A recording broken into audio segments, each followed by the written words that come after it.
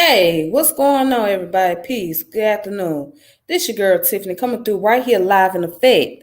So make sure you hit the channel and subscribe and share this video. And also, you can share this. Make sure you just contact me if you want to get on the platform too. So, anyways, today I'll be dealing with the topic about Jupiter Hammon. Jupiter Hammon was an African American poet. Was said to be the first African American to have his poems published, and also it was said to be that he was the founder of African American literature. So I do not have a picture of him. However, I do have information and a few sources that's pertaining to the life and legacy of Jupiter Hammon. So let's go ahead and get started. Right, so as you can see up top, it says that Jupiter Hammon, born 1711, circa 1806, is known as founder of African American literature, as his poem published in 1761 in New York was the first by an African American in North America. He published both poems and prose after that. In addition, he was a preacher and a commercial clerk on Long Island, New York. He was born into slavery at Lord Minor on Long Island. Hammon learned to read and write in 1761 at the age of nearly 50. Hammon published his first poem, An Evening Thought of Salvation by Christ with penitential cries. He was the first African American poet published in North America, and also a well-known and well-respected preacher and a clerk bookkeeper. He gained wide circulation of his poems about slavery. As a devoted Christian evangelist, Hammon used his biblical foundation to criticize the institution of slavery. Now, let's look at more into his early life. Okay, and then it says details about Jupiter Hammon's life are buried in the undressed history of slavery in the northern United States. The facts of Hammon's personal life are limited or non-existent.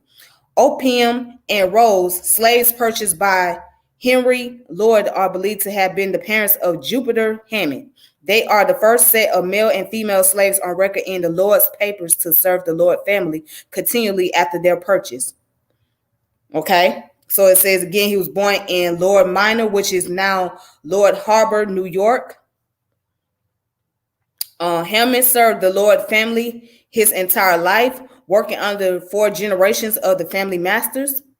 The Lords allowed Hammon to receive a rudimentary education through the Anglican Church Society for Propagation of the Gospel in Foreign Parts system, likely in exchange for his cooperative attitude.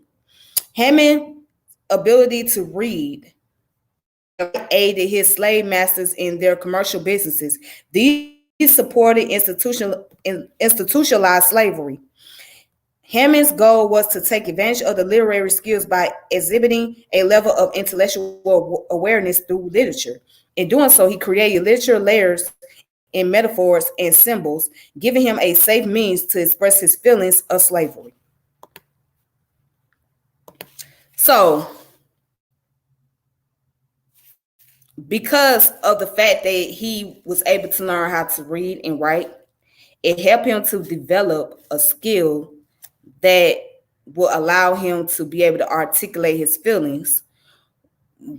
Anything, whether it be about love, life, politics, government, whatever, he was able to use and enhance his creativity and format his own vocabulary into writings. So there was many great poets that came right after him. Many poets use poetry to express their thoughts and their feelings, especially when it pertained down to slavery, because that was a way they could be able to get a point across without having to stand before the people and give a speech.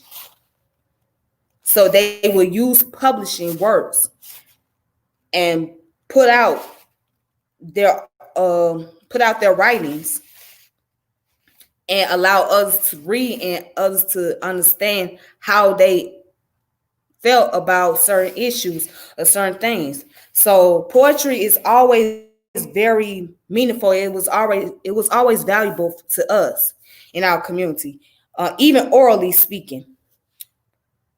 So for me, I used to write poems. Okay. So poems was always a way for me to be able to get my thoughts out and express my thoughts on paper when I couldn't be able to express it face to face or be able to stand before somebody and speak. It was a way for me to write whatever came to mind. Or even I can create a character and tells the character's story in a way that it could be relatable to mine or it could be relatable to someone else. So let's go ahead and go back to the information. All right, so it goes into his literary work. In the evening thought, Salvation by Christ with Penitential Cries was Jupiter Hammond's first published poem. Composed on December the 25th of 1760, it appears as a broadside in 1771. The printing and publishing of this poem established Jupiter Hammond as the first Black publisher author. 18 years passed before his second work appeared in print and addressed to Miss Phyllis Whitley. Hammond wrote the poem during the Revolutionary War while Henry Lord had temporarily moved his household and slaves from Long Island to Hartford, Connecticut to evade British forces. Phyllis Whitley, then enslaved in Massachusetts, published her first book of poetry in 1773 in London.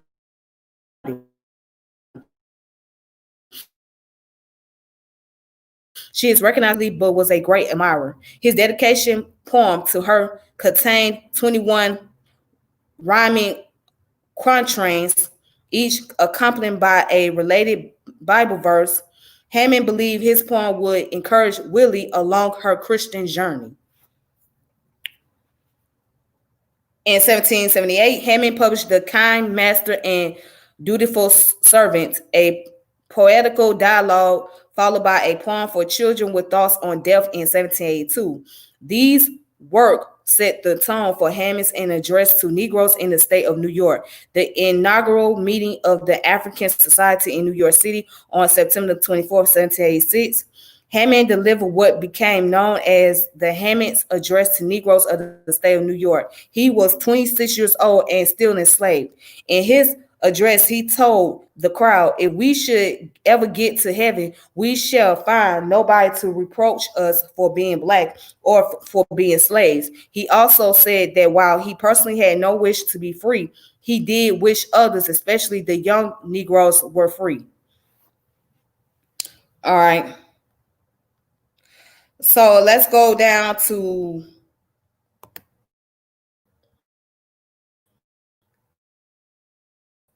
the recent findings.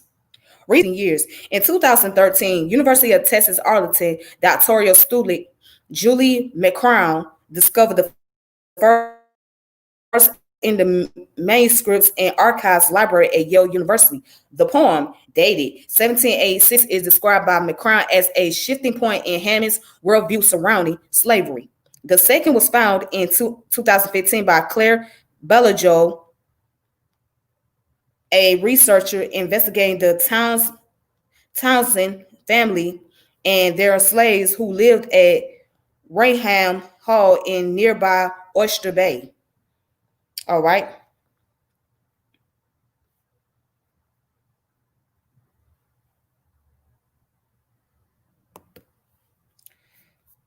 All right. So that's all the information about Jupiter Hammond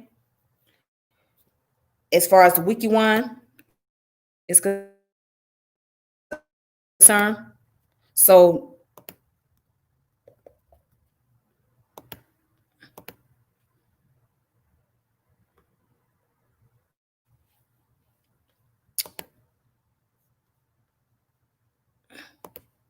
I got a few more sources that I want to show.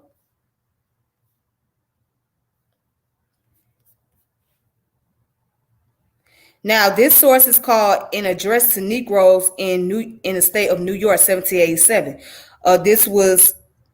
This comes from the University of Nebraska, the Additional Commons at University of Nebraska in Lincoln. All right, so Paul Roster was the editor. I'm getting ready to show you the source right now.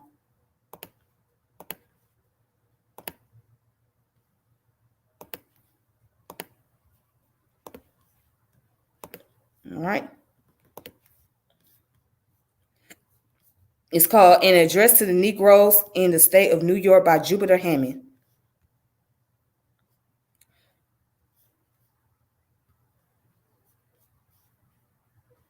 Now it says to the members of the African Society in the city of New York, gentlemen, it take the liberty to dedicate an address to my poor brethren to you. If you think it is likely to do good among them, I do not doubt, but you will take it under your care.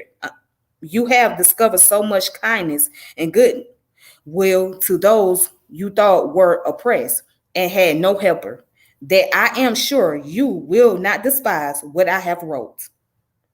If you judge it will be any of service to them. I have nothing to add, but only to wish that the blessing of many ready to perish may come upon you. All right. So, basically what he was talking about, he was addressing that he was giving an address to the African American community in New York and talk about basically how you can't help certain ones because certain ones don't want to be helped, basically. So in that little intro. Now let's go ahead and get into the actual writing.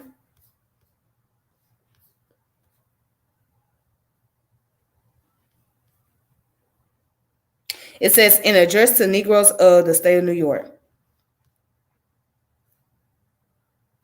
All right, it says, when I am writing to you with a design to say something to you for your good and with a view to promote your happiness, I can, with truth and sincerity, join with the Apostle Paul when speaking of his own nation, the Jews, and say that I have great heaviness and continual sorrow in my heart for my brethren, my kinsmen, according to the flesh. Yes, my dear brethren, when I think of you, which is very often, and of the poor, despised, and miserable state you are in, as to the things of this world, when I think your ignorance and stupidity and the great wickedness of the most of you, I am pain to the heart. It is at times almost too much for human nature to bear, and I am obliged to turn my thoughts from the subject or endeavor to still my mind by considering that it is permitted thus to be by that God who governs all things, who setteth up one and putteth down another. While I have been thinking on this subject, I have frequently had great struggles in my own mind and have been at loss to know what to do. I have wanted exceedingly to say something to you, to call upon you with the tenderness of a father and friend, and to give you the last, and I may say dying advice of an old man who wishes your best good in this world and in the world to come. But why I have had such desires and sense of my own ignorance and unfitness to teach others has frequently discouraged me from attempting to say anything to you. Yet when I thought of your situation, I could not rest easy. Then he goes on to say, when I was at Hartford in Connecticut, where I lived during the war, I published several pieces which were well received, not only by those of my own color, but by a number of white people who thought they might do good among their servants.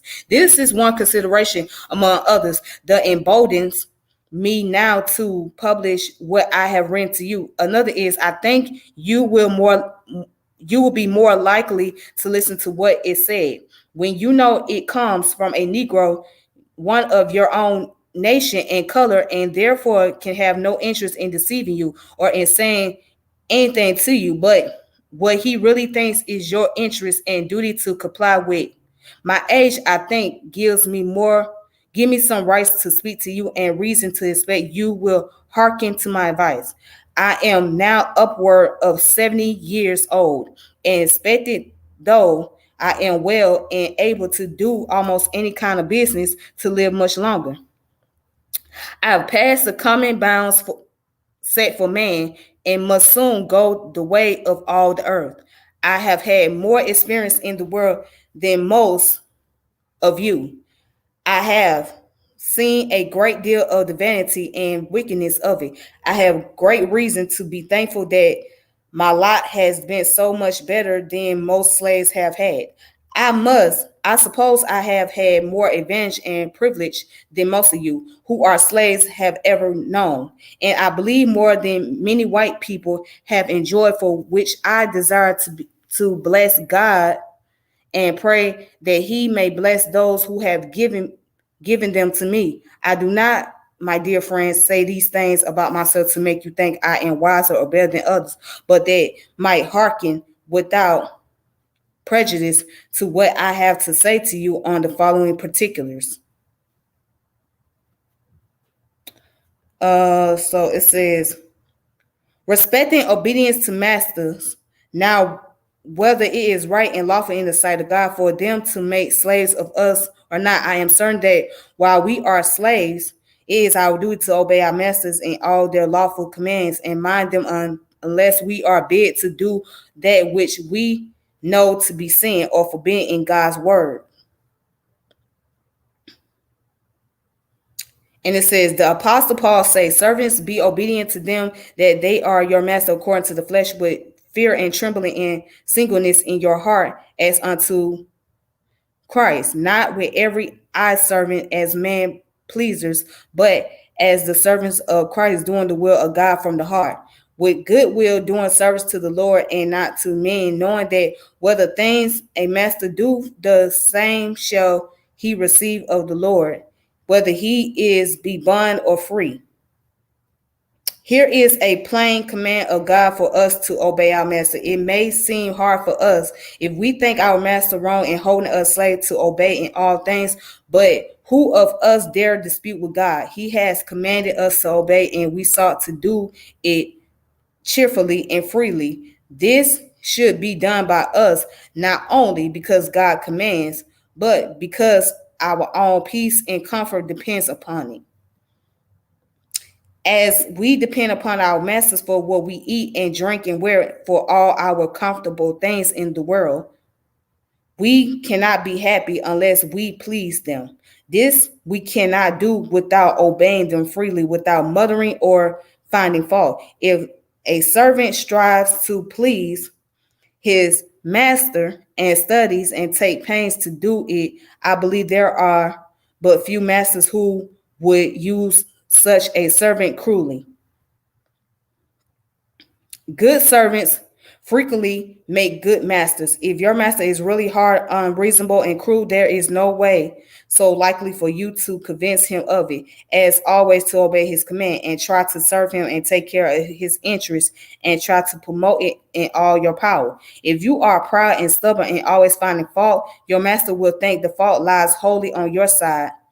But if you are humble and meek and bear all things patiently, your master may think he is wrong. If he does not, his neighbor will apt to see it and will befriend you and try to alter his conduct. If this does not do, you must cry to him who has the hearts of all men in his hands and turneth them as the rivers of water are turned.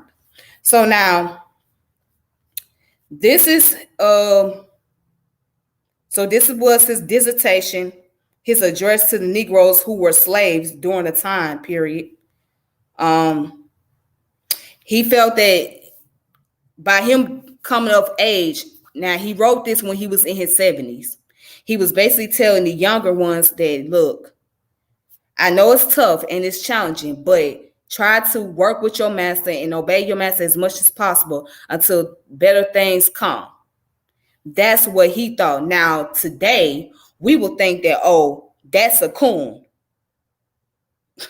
People will call him a coon. People will call him a sellout, right? Because he wrote a poem like this.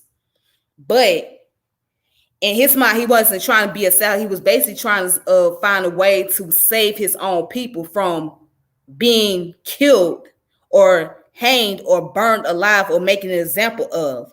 So he's saying, look, Just obey your master. Do not be so rebellious. Do not point the finger at him. Just do what you can. Do what you're supposed to, and then when your time comes, you will be free. That's what he was trying to say to sum it up. Now, with that being said, I am going to go ahead and present another source. I'm not going to read through it. So here's another source right here that's dealing with the life, that goes in more detail about Jupiter Hammon and his work and his legacy and all those great things. So this one's called The America's First Negro Poet, the complete work of Jupiter Hammon of Long Island.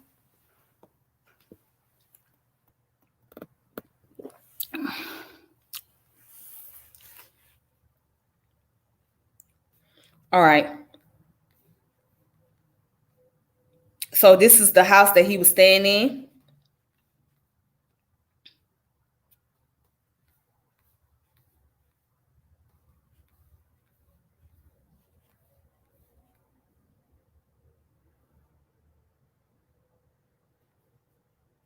All right, so this is the table of contents, right?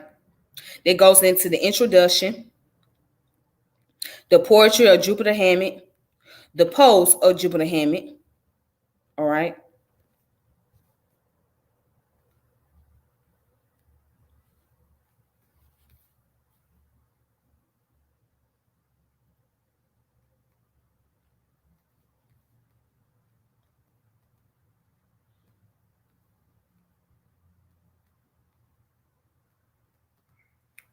All right, so I'm just going to skip down. It said Jupiter Hammon, who was born a slave and who lived and died as a slave in the Lord family, deserved to be recognized for his contribution to early African American culture. His poetry is sincere and enthusiastic, and is primarily religious. Hammond's poetry reflects his great intellectual and emotional involvement with religion to the point where it approaches intoxication. It would be seen likely that he was strongly affected by the renaissance of religious fever which swept Long Island in the middle of the 18th century. For he expresses the deep evangelical feelings of the time. Yet the medium and the form of expression, while owning much of the poetic forms of hymn writers in his own, with stirring similarities to Negro spirituals and to other religious folk poetry. So intent is he upon his Christian message that the words and expression are forced into verse mode, almost a was it Procrustean endeavor. He later posed unquestionably served the cause of freedom, for it pictures a heaven in which white and black are equal and are judged alike. The spiritual equality of slave and master are strongly set forth in his address to the Negro in the state of New York. He said the same God will judge both them and us, and he will bring us all, rich and poor, white and black, to his judgment seat. It says, it is not surprising that this address, which must have dealt a blow to white, expounding a system of slavery based upon a belief in racial superiority, was reprinted in 1787 by the Pennsylvania Society for Promoting the Abolition of Slavery. In the same address, Hammon delivers argument in favor of the abolition of slavery, and he states that he would be glad if others, especially the young Negroes, were to be free. How ironic, he writes that slavery should exist at the same time that the white people are spending their money and losing their lives for the cause of liberty in the American Revolution. For himself, a man over 70, he does not wish freedom as he would hardly know how to take care of himself, but he acknowledged that liberty is a great thing and worth seeking for. All right. So again, that's the introduction, and that goes into the story and the life and legacy of Jupiter Hammon. Also looking at his works and his poetry. So if you want to check this out for yourself, you can go do that. All right. So it's under the University of Nebraska, Digital Commons at the University of Nebraska, Lincoln. And this was founded in 1970. And here's the website right here.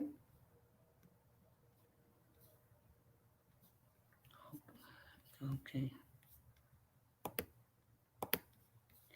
Yeah, the website is right here at the bottom. I'm highlighting. Hopefully I can highlight that. Let me try to highlight this. Yo, right here.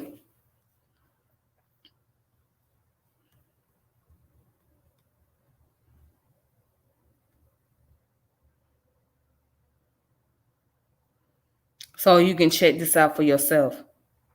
All right.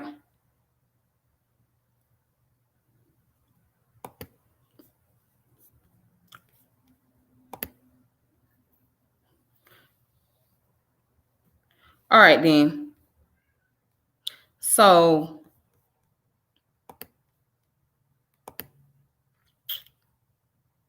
here's the thing. Jupiter Hammon basically lived his entire life as a slave.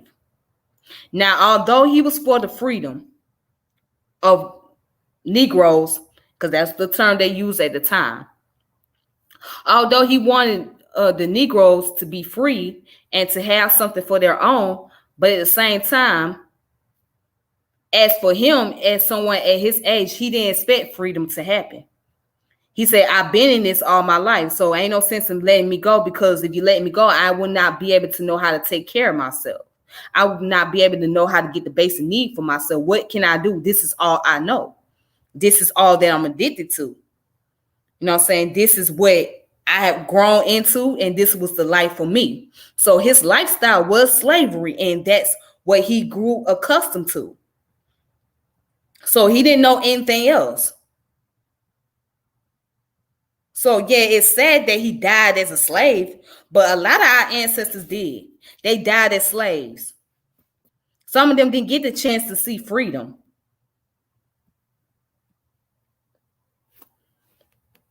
All right. Also, if you want to check out the PDF real quick,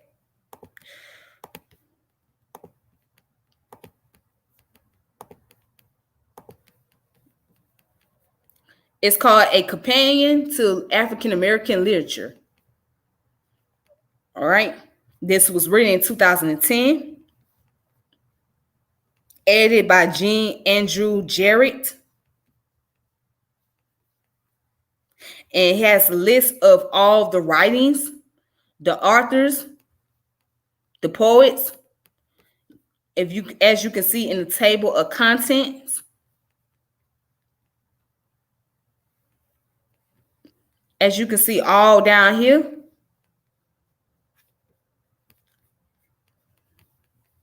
So you can find this on the PDF. It's called A Companion to African American Literature. All right. If you can't find a PDF, go look up on the archives.org. Archives.org. Okay. And just type this in and you will come across some information. So I'm not going to go further into this, but I just want to give you some info. All right. Okay. So with that being said, ladies and gentlemen, that concludes today's information. I want to thank you all for tuning in. This is your girl, Tiffany, and I have to log out. So I hope you all take it easy on yourself. Please be careful. Until next time, may peace and power elevation be to all of you. And I will reconnect with you guys later. All right. Thank you. Deuces.